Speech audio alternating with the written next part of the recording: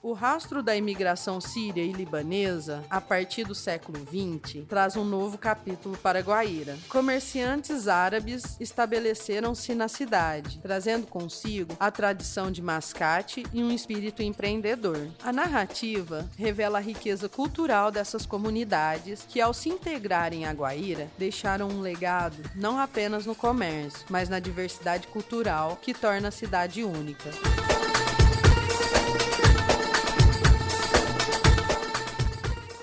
Os árabes, principalmente os sírios e libaneses, na época eram chamados de turcos, porque a Síria e o Líbano eram, à época, territórios pertencentes ao Império Turco Otomano, antes da Primeira Guerra. Eles vinham com outro objetivo. Eles até, originalmente lá em seus países, eles exerciam algumas atividades agrícolas, mas eles vieram para cá para exercer atividades comerciais. E eles vinham como mascates. A primeira leva foram de sírios, que vinham e se estabelecer principalmente na região de Franca, e depois vinham para cá. A maioria das famílias viviam nas fazendas, Então, eles faziam esse trabalho no lombo das mulas. Essa foi uma fase. Os primeiros imigrantes árabes que vieram para cá, eles eram sírios, eram cristãos ortodoxos e eles tinham como base a região de Franca. Depois, num segundo momento, a partir dos anos 50, passaram a vir outros imigrantes árabes, que são os libaneses. E eles tinham como base a região de Colina, Jaborandi, Barretos, e eles eram prioritariamente muçulmanos.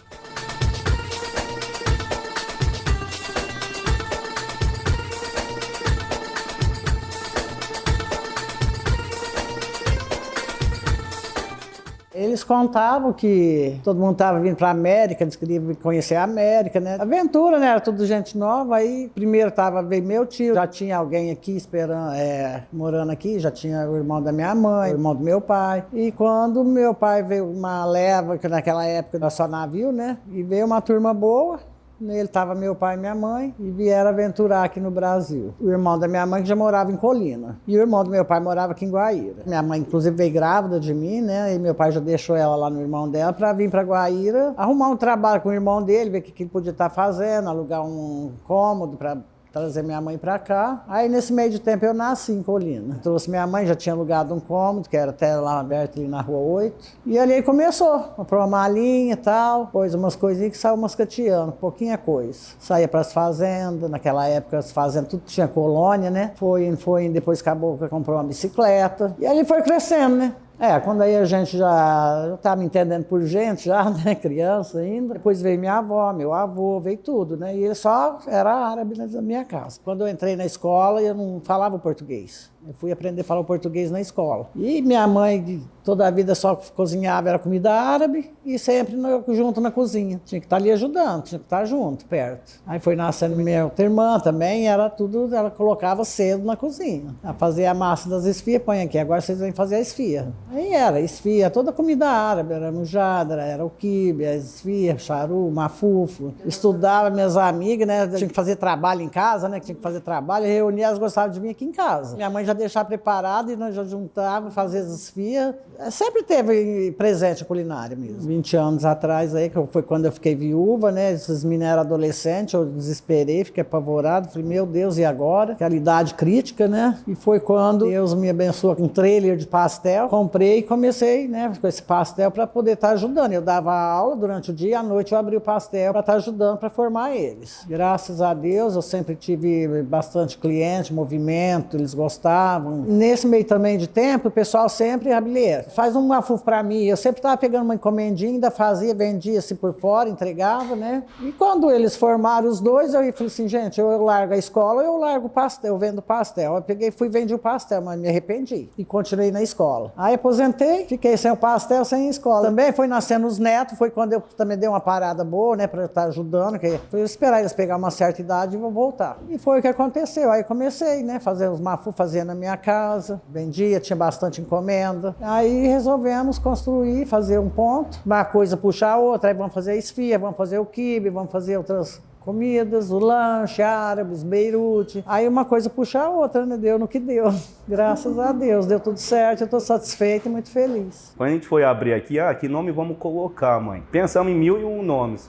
Aí eu e minha irmã chegamos e falamos, não, tem que ser Rabilê, porque a gente quer perpetuar o nome da minha mãe. Ela é a filha mais velha, nasceu aqui, e aí minha mãe é a filha mais velha e é a única que não tem o nome do meu avô, Ramadã. Minha mãe, se for ver bem, hoje o nome dela é Maria Aparecida Cassem, porque quando ela nasceu, meus avós não falavam português, e aí foi para registrar ela, o dono do cartório não entendia o nome que queria colocar, e queria colocar xerife. Ah, eu quero colocar xerife, aí o dono do cartório, mas não dá, xerife aqui no Brasil é polícia, né? Eu não entendia que era xerife, eu achava que era xerife. Meu avô pegou e falou assim, vá, coloca o nome que você quer. E aí, na época, a moda era Maria Aparecida. O dono do cartório pegou Maria Aparecida e meu avô chamava Hassan Cassem Ramadã. Às vezes colocava Ramadã, colocou Maria Aparecida Cassem. E aí, quando ela foi para a escola, ela não sabia falar o português, até os 5, 6 anos de idade aí, porque dentro da casa dela só falava o árabe. Os amigos na escola ficavam Habib, Habib, Habib aqui, Habib ali, aí virou Rabilê. Embora cada um tenha sua profissão, mas nós temos aqui também. Então aqui é o nosso ponto de referência, é uma coisa que a gente nunca vai deixar morrer. E é com muito carinho que a gente hoje oferece para a população guairense uma comida de qualidade da minha mãe, com os temperos que ela aprendeu com a minha avó lá no passado. E a gente quer passar isso adiante e continuar aí com isso. Fazem 3 anos já que a gente está aqui, fomos muito bem